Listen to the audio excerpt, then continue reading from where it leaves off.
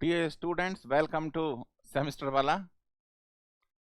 और हम कर रहे हैं मटेरियल साइंस कोर्स, जो सेकेंड ईयर मैकेनिकल और किसी किसी जगह हर ब्रांच में ये कंपलसरी सब्जेक्ट है, पर हम फोकस कर रहे हैं AKTU को। तो ये तीसरा लेक्चर है। आई एम डॉक्टर स्वदेश कुमार सिंह।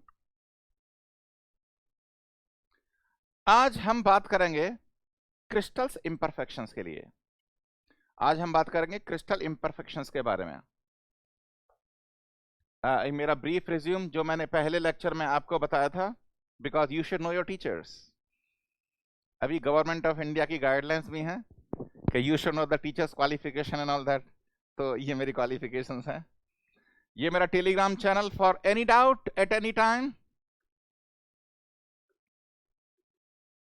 एनी डाउट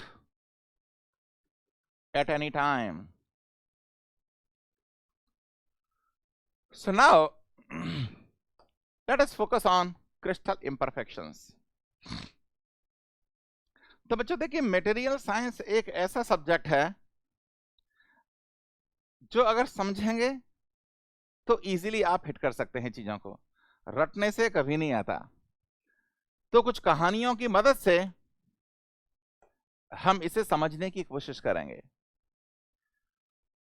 तो ये डिफेक्ट्स का कंसेप्ट आया कैसे?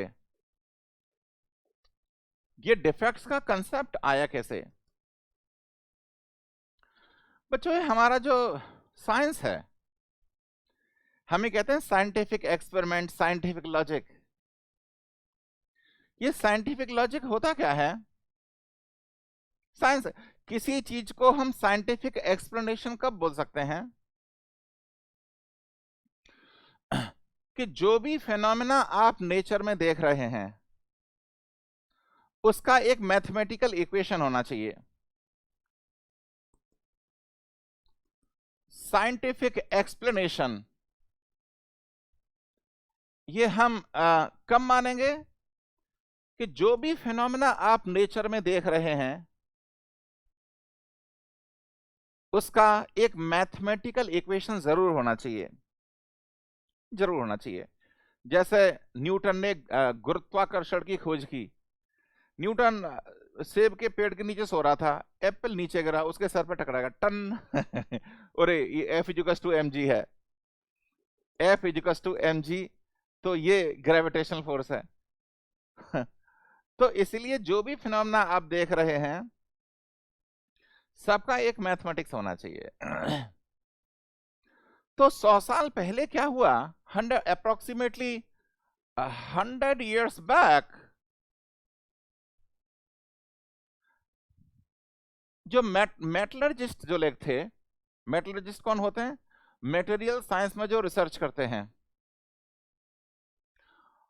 वो मैथमेटिकल इक्वेशन लिख रहे थे। वो मैथमेटिकल इक्वेशन लिख रहे थे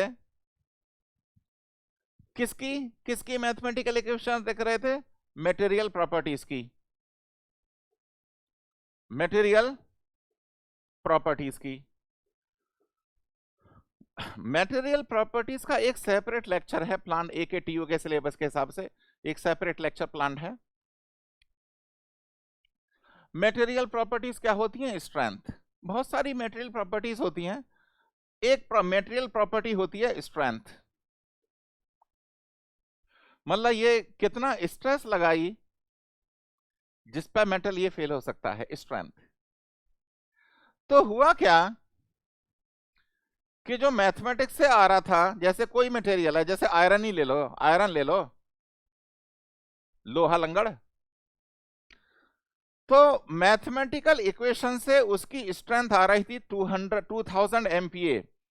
MPa क्या होता है? न्यूटन पर मिलीमीटर स्क्वायर। और न्यूटन पर मीटर स्क्वायर लाएंगे इससे 10⁶। क्यों? ये पास्कल हो गया है ना। Mega means 10⁶। तो सेम ही चीज है। मैं इतनी छोटी छोटी चीजें क्यों डिटेल में बता रहा हूं? क्योंकि आप सेकेंड ईयर में, you are too young. Engineering में तो बहुत हैवी चीजें पढ़नी पड़ती हैं। तो जो मैथमेटिक्स था मैथमेटिकल जो इक्वेशंस थी तो उससे आ रहा था 2000 MPa पर सेम मटेरियल जब उसको एक्सपेरिमेंट किया गया तो स्ट्रेंथ आई 150 to 200 MPa, मतलब 10 गुना, 10 टाइम्स का डिफरेंस। और समटाइम किसी किसी मटेरियल के लिए 100 टाइम्स का डिफरेंस, कोई मैच ही नहीं था।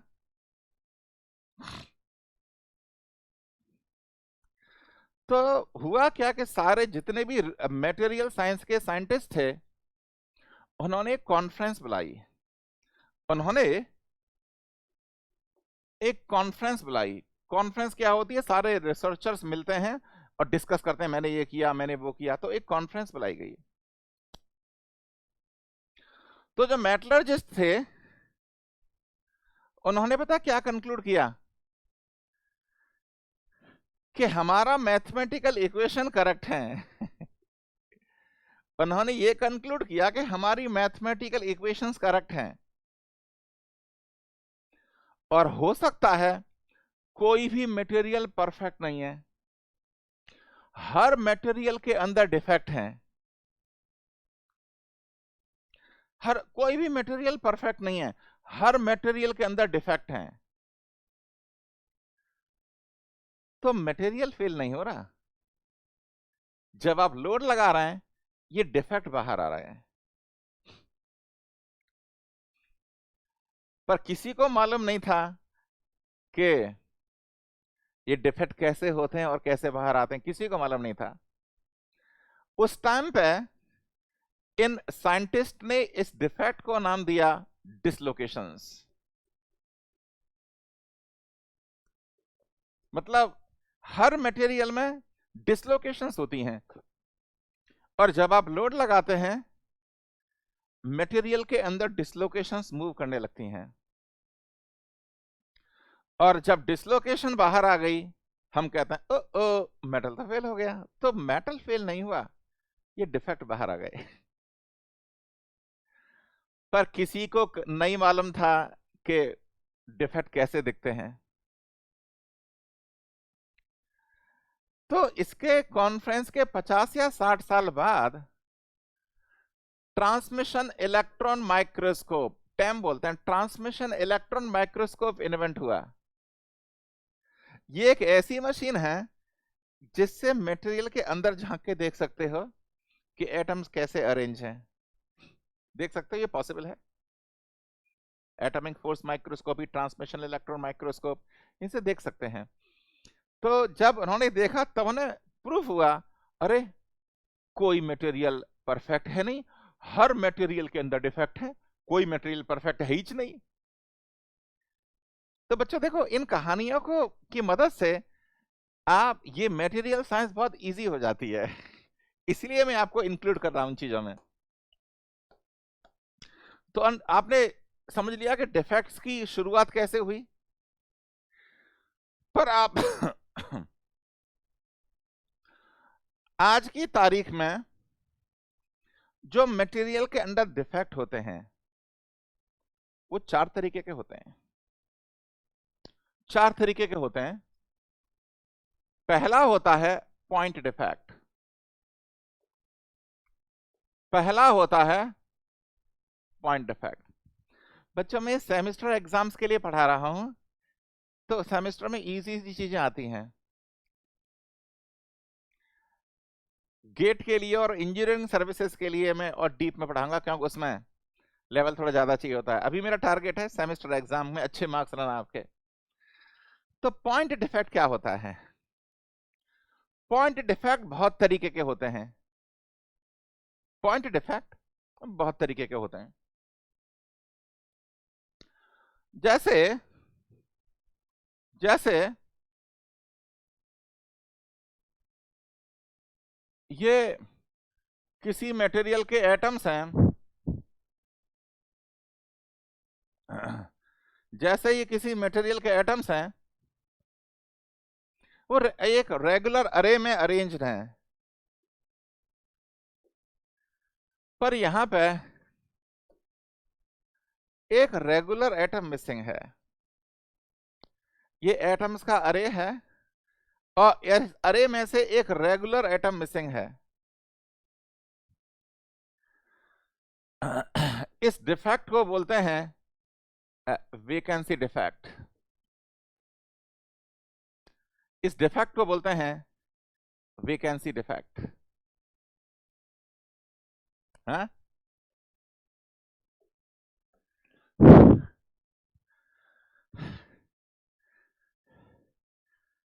there is a regular array of atoms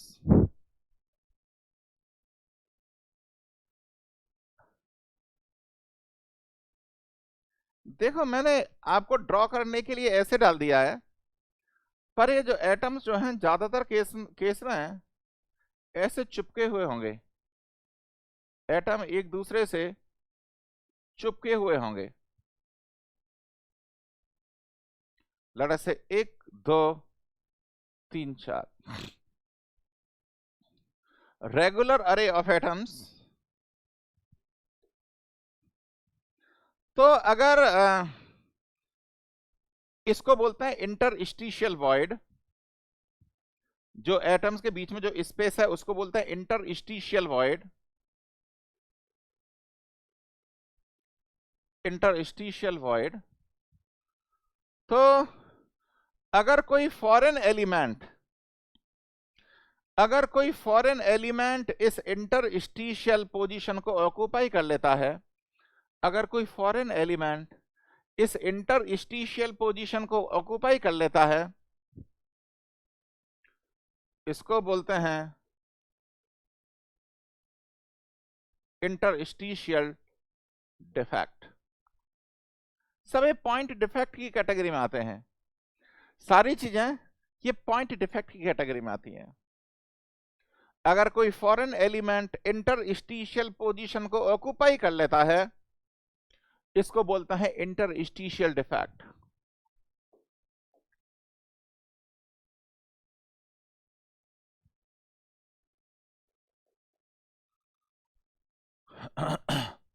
अगर ये रेगुलर अरे है एटम का,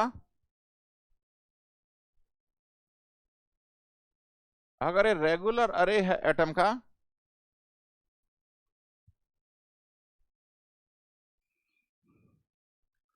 पर अगर कुछ ऐसा हुआ, अगर कुछ ऐसा हुआ कि जो रेगुलर एटम है it is replaced by a foreign element, किसी दूसरे एलिमेंट ने रिप्लेस कर दिया, ये है आपका, ये आपका है फॉरेन एटम। रेगुलर एटम जो है किसी इंप्योरिटी एटम ने रिप्लेस कर दिया, इसको बोलते हैं सब्स्टिट्यूशनल डिफेक्ट। इसको बोलते हैं सब्स्टिट्यूशनल डिफेक्ट। इसको बोलते हैं सब्स्टिट्यूशनल defect.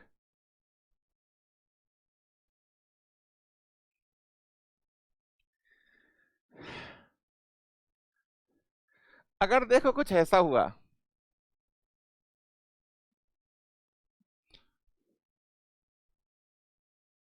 there is a regular array of atoms, ये एक रेगुलर अरे है,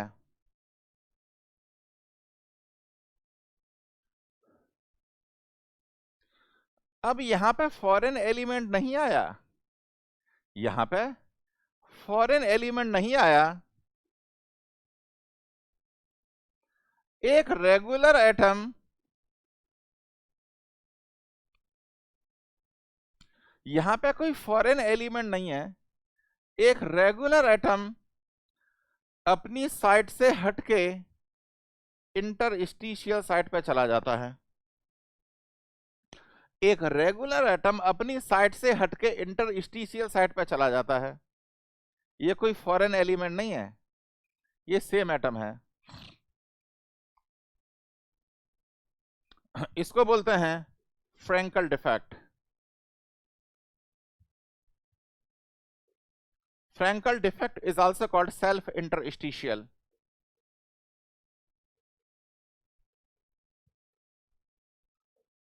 Frankel defect is also called self-interstitial. Frankel defect is also called self-interstitial. सारे पॉइंट डिफेक्ट हैं.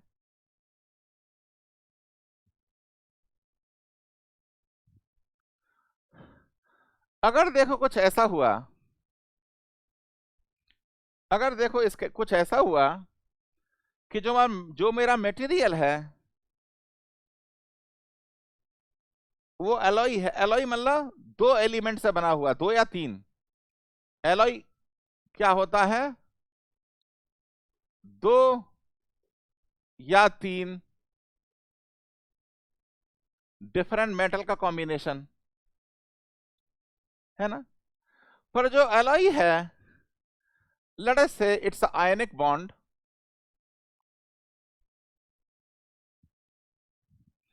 अलग अलग तरीके के बॉन्ड होते हैं. कोवलेंट बॉन्ड हो गया, आयनिक बॉन्ड हो गया, मेटेलिक बॉन्ड हो गया, वंडरवाल फोर्सेस हो गए.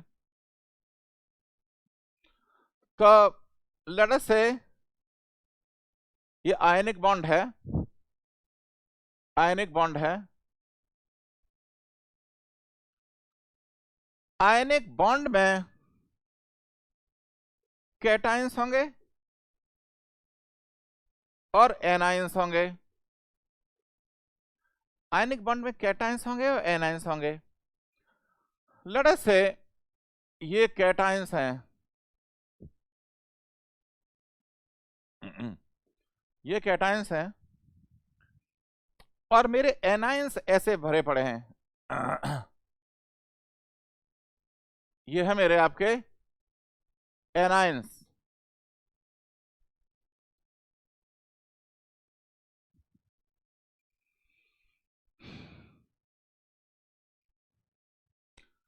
So there is a regular array of atoms where there are cations and anions.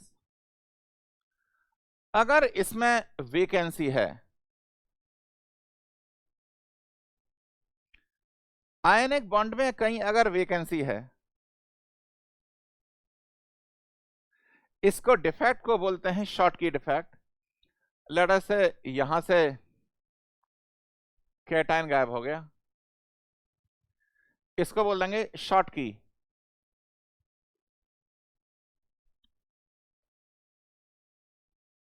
Pronounce Schottky defect. पर देखो ये कैटायंस और एनायंस हैं. अगर एक गायब हुआ, या तो कैटायंस गायब हुआ या एनायंस गायब हुआ, मटेरियल चार्ज हो जाएगा ना.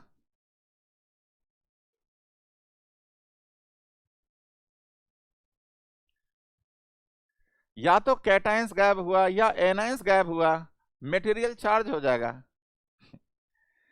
तो इसलिए हमेशा पेयर में गायब होते हैं. यहां से कैटायंस गायब हुआ, यहां से एनायंस गायब हो गया. तो जो गायब होते हैं ये पेयर में गायब होते हैं एक साथ, जिससे मेरा जो मटेरियल है वो न्यूट्रल रहे. कैटायंस और एनायंस हमेशा एक पेयर में गायब होते हैं, एक साथ नहीं. और अलग अलग जगह से, कैटायंस यहां से, एनायन यहां से. क्योंकि अगर एक जगह से गायब होंगे तो interstitial void will be, I mean the void, vacancy void will be quite large. ऐसा रेयर होता है. तो कैटायंस और एनायंस हमेशा पेयर में गायब होंगे, पर एक जगह से नहीं. तो ये है आपके पॉइंट डिफेक्ट्स. Point defects. दूसरा होता है लाइन डिफेक्ट्स. Line defects. बच्चे देखो गेट में बहुत चीजें बहुत ज्यादा डीप में हैं. सेमेस्टर वाला में थोड़ी हल्की हल्की चीजें हैं, ज्यादा टेंशन लेने का नहीं है. अगर कहीं भी कोई भी दिक्कत होती है, टेलीग्राम चैनल में मेरे को टैग करो, या तो उसमें बच्चे जो हैं गेट और इंजीनियरिंग सर्विसेज की तैयारी कर रहे हैं, वो आपको आंसर कर देंगे. अगर वो आंसर नहीं कर रहा है तो मैं हूं ना. तो उसमें जो जो डिफेक्ट्स हैं ये काफी डीप में है। लाइन डिफेक्ट्स को बोलते हैं डिसलोकेशंस।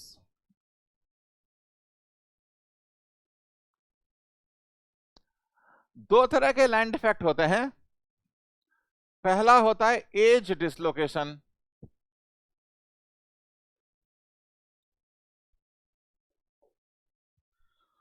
और दूसरा होता है screw dislocation.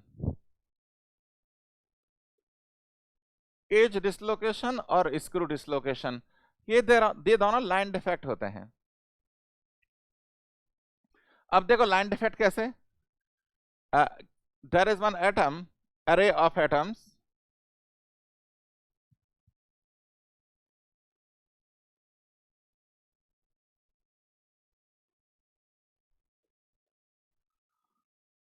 there is an array of atoms,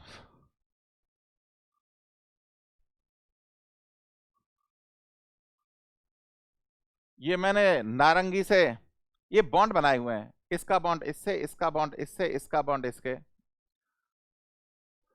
ये पूरे मेटल में फैले होंगे ना। तो अब देखो ये वाले एटम्स, यानी अगर इस बोर्ड के परपेंडिकुलर में लाइन खींचू यहां पे, इस लाइन को बोलेंगे डिसलोकेशन लाइन। लेट अस से ए, बी उसके पीछे होगा, इसको बोलते हैं हम डिसलोकेशन लाइन। ये लाइन कौन सी है? Perpendicular to the plane of this board, ये लाइन है। और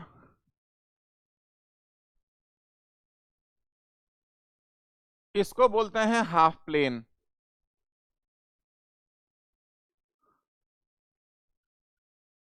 ये पूरा प्लेन है और ये आधा प्लेन है। पूरा प्लेन है और ये आधा प्लेन है। ये एज डिसलोकेशन है। जब आपने इस पर लोड लगाया, जब आपने इस पर लोड लगाया तो पता क्या होगा? ये बॉन्ड टूटेगा और ये इससे कनेक्ट हो जाएगा। जब लोड लगाया तो ये बॉन्ड टूट के ये एटम इससे कनेक्ट हो जाएगा। तो इससे क्या हुआ? Dislocation start moving. जब डिसलोकेशन मूव करना शुरू करती है, इसको बोलते हैं वो यील्ड पॉइंट आ गया। आपने लोड लगा दिया, तब जो डिसलोकेशन बाहर निकल गई, इसको बोलते हैं स्लिप।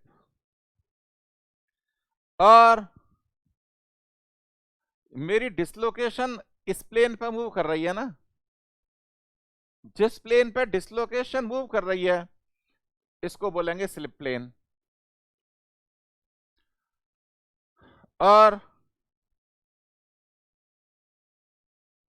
जब ये डिसलोकेशन बाहर निकल गई, दिस यूनिट प्लास्टिक डिफॉर्मेशन को स्लिप बोलते हैं। और इसकी डायरेक्शन हम डिफाइन करते हैं बर्जर वेक्टर से। डायरेक्शन हम डिफाइन करते हैं बर्जर वेक्टर से।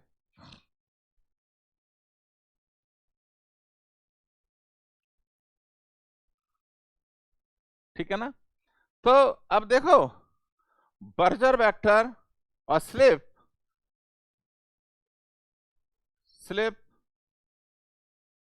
और Burgers vector is perpendicular to dislocation line.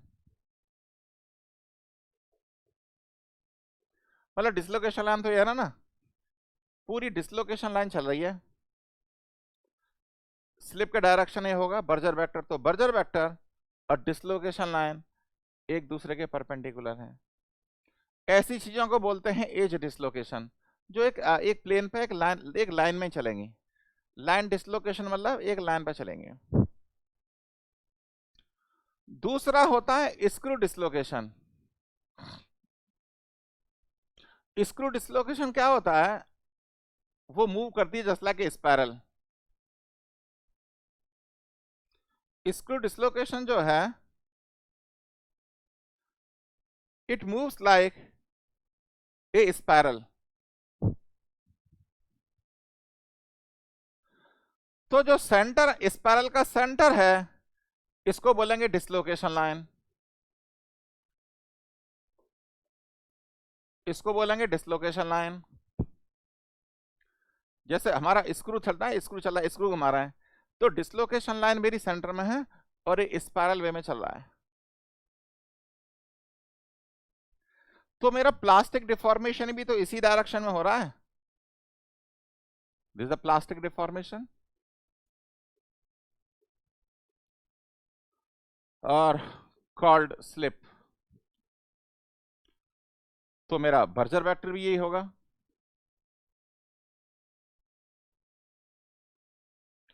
तो यहां पे line and Burgers vector are parallel. Edge dislocation एक लाइन है जो लाइन मूव करती है एक प्लेन में, और जब आप लोड लगाएंगे तो जब ये डिसलोकेशन ने मूव करना शुरू कर दिया, that's correspond to the yield strength. और जब ये डिसलोकेशन बाहर निकल गई, मतलब टूट फूट गया मटेरियल, तो लाइन मूव कर रही है एक प्लेन में। स्क्रू डिसलोकेशन क्या है? स्पाइरल वे में मूव कर रही है।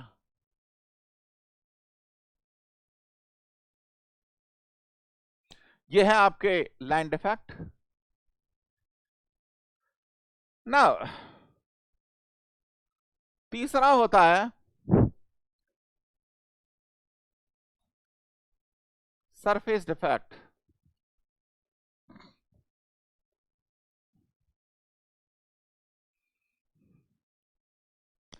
देखो सरफेस डिफेक्ट क्या होते हैं,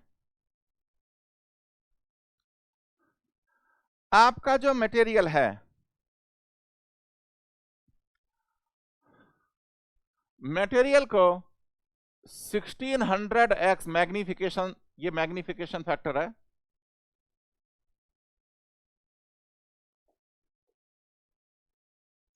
इसका मतलब क्या होता है, एक चीज को 1600 गुणा बड़ा करके देख रहा हूं मैं, उसके मटेरियल के सरफेस को 1600 टाइम्स बड़ा करके देख रहा हूं। और इसके लिए मैं कौन सा इक्विपमेंट यूज करता हूं? Optical microscope.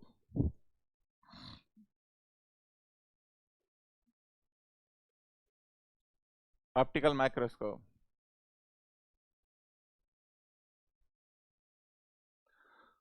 तो अगर ये माइक्रो स्ट्रक्चर देखूं मैं, तो वहां पे भी क्या होगा बताएं? आपको कुछ ग्रेन बाउंड्रीज दिखेंगी, आपको ग्रेन बाउंड्री दिखेंगी। ग्रेन बाउंड्री क्या बवाल होता है कि देखो इधर एटम्स ऐसे ओरिएंटेड हैं, ऐसे बड़ा सिस्टमेटिकली एक डायरेक्शन में ओरिएंटेड है, पर सडनली दूसरी साइड में एटम्स ऐसे ओरिएंटेशन होना शुरू हो गया। तो ग्रेन बाउंड्री क्या होती है? Regions of orientation mismatch. Orientation mismatch. Grain boundary का मतलब वहां पे दीवालें नहीं होंगी, या मेटल के अंदर दीवालें खड़ी कर दी, दीवालें नहीं है, वो एक ऐसे रीजन्स हैं जहां पे there is a orientation mismatch between the atoms. और देखो यहां पे ओरिएंटेशन है रही और इधर की ओरिएंटेशन है रही, इसे बोलेंगे theta is a mismatch angle. Mismatch angle, theta is that mismatch angle.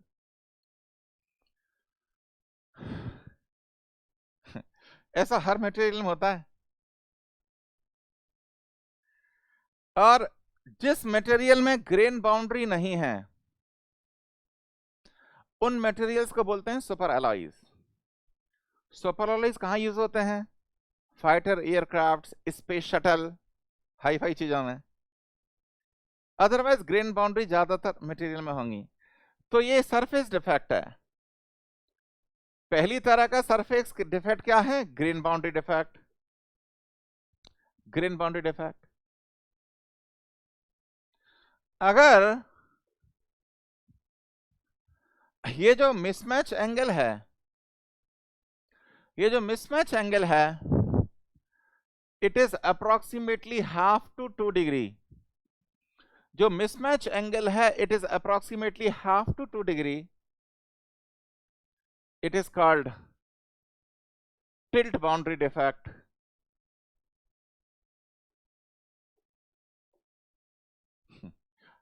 Angle का खेल है बस। अगर देखो कुछ ऐसा होता है, अगर कुछ ऐसे होता है कि हमारी ग्रेन बाउंड्री ऐसी है कि इधर का ओरिएंटेशन और इधर का ओरिएंटेशन, इधर का और उधर का orientation is just like a mirror image.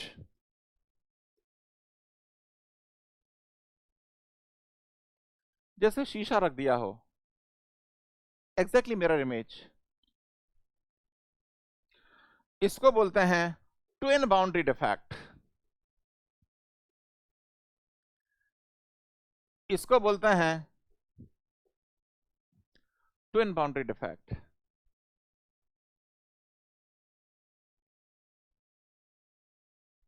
ठीक है।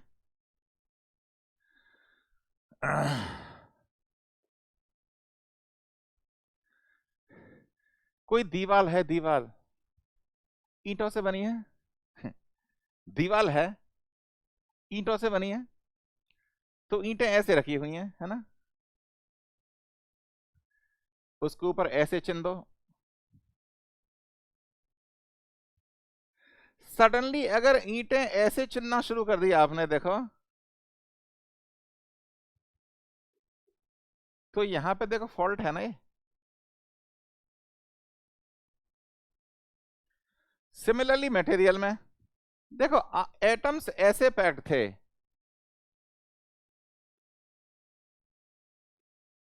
बट सडनली एटम देखो बीच से पैक होना शुरू हो गए।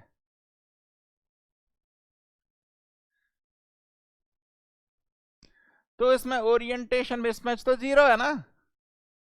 इसका ओरिएंटेशन एरा, इसका ओरिएंटेशन एरा, तो कह सकते हैं थीटा 0 है। पर फिर भी इसमें ग्रेन बाउंड्री है, देखो ये रहा ग्रेन बाउंड्री है, ऐसे जाएगा। इस तरह के सरफेस डिफेक्ट को बोलते हैं tilt boundary defect, I mean the stacking fault. Stacking. तो सरफेस डिफेक्ट चार तरीके के होते हैं: grain boundary defect, tilt boundary defect, twin boundary defect and stacking fault. चारों ये ग्रेन बाउंड्री हैं, पर उसमें मिसमैच एंगल क्या है उसके हिसाब से हम सेग्रीगेट करते हैं।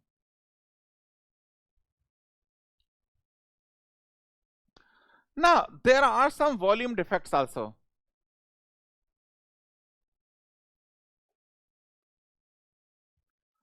अब देखो वॉल्यूम डिफेक्ट्स क्या होते हैं। जो अब ये तीन तरह के डिफेक्ट डिस्कस किए, कौन से defect? Vacancy, line defect and surface defect. They will be appearing uniformly throughout the structure, पर volume defects are highly localized. जैसे आपका कोई मटेरियल है, यहां पे फॉरेन, ये कोई फॉरेन मटेरियल बैठा हुआ है, मतलब कोई दूसरा अनडिजायरेबल फॉरेन एलिमेंट बैठा हुआ है। इसको स्लैग इंक्लूजन भी बोल सकते हैं। स्लैग इंक्लूजन और इंटरमेटेलिक इंक्लूजन।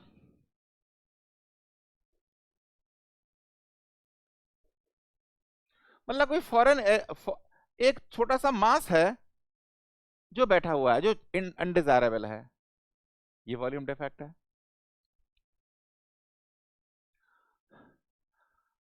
पर जो मटेरियल मैंने जो बनाया, शुरुआत की प्रोसेस कास्टिंग ही होगी ना। फर्स्ट ईयर में आपने वर्कशॉप किया होगा, कास्टिंग है, कास्टिंग है।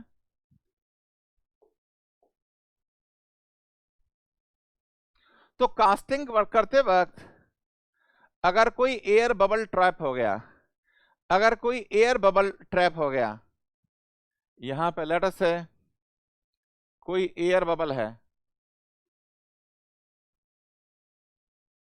वो ट्रैप हो गया, इसको बोलते हैं वॉइड। यानी ये कोई डिफेक्ट है, या तो एयर ट्रैपमेंट की वजह से आ गया, या फिर किसी इंप्योरिटीज की वजह से आ गया, एक सम चंक ऑफ वॉल्यूम। इन डिफेक्ट्स को बोलते हैं वॉल्यूम डिफेक्ट्स। तो बच्चों, आज के इस लेक्चर में मैंने आपको बताया डिफेक्ट, 4 तरीके के डिफेक्ट होते हैं। So stay tuned, happy semester preparation, all the best.